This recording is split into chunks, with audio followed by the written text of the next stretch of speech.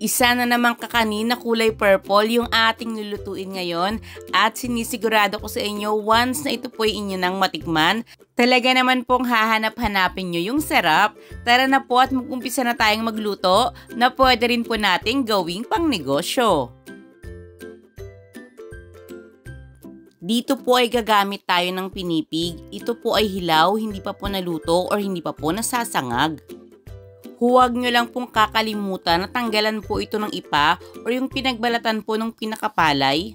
Kapag hilaw po ito, nakaplat pa po yung ating pinipig, pero once na ito po ay naluto na, medyo nagka-crumpled na po ito.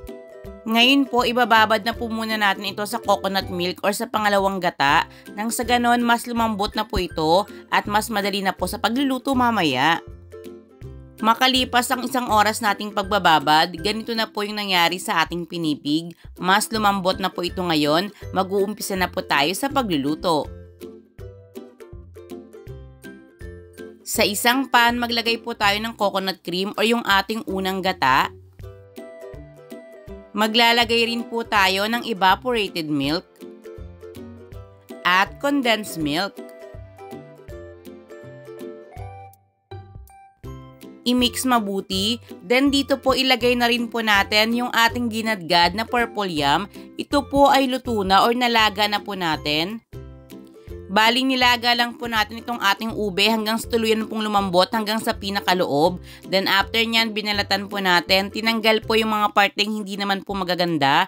Saka po natin ginadgad, pero if ever po na hindi talaga ito available sa inyo, gumamit na lang po kayo ng ube powder or ube flavoring. Pero kung sakaling nakabili nga po kayo ng ube at hindi po ganito yung kulay, depende na po ito sa inyong preference, pwede po kayong gumamit ng food coloring. Nakasalang po ito ngayon sa ating kala na ang lakas ng apoy ay medium-high heat hanggang sa ito po ay tuluyan ng kumulo.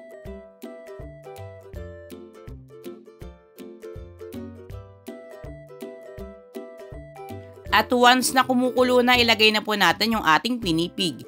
Hinaan na lang po natin yung lakas ng apoy sa medium heat.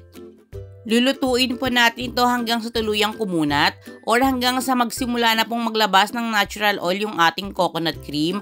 Make sure din po na luto na po ito. Pwede nyo po itong tikman.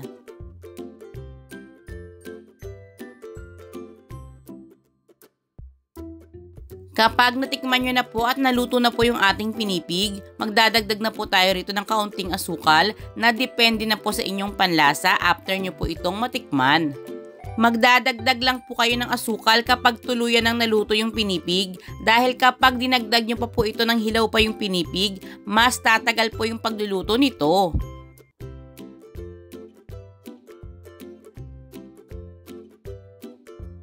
Para lang po magka-idea kayo sa pagluluto nito, mula po nung tayo nagsimula or mula po nung ito'y aking isinalang, inabot po ako ng 2 oras. Then, depende na po ulit sa inyo kung ano po yung gagamitin yung mga container. Dito po ang ginamit ko ay yung round na paper bowl. 500 ml rin po ito. Pwede rin po kayong gumamit ng mga microwavable tubs. Then, bawat isa po tumitimbang po yung pinakalaman ng 400 grams. I-flatten lang yung pinakaibabaw.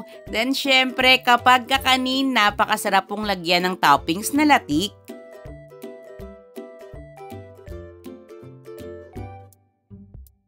And, tcharan! Heto na po mga palalabs, ang ating ube pinipig kalamay.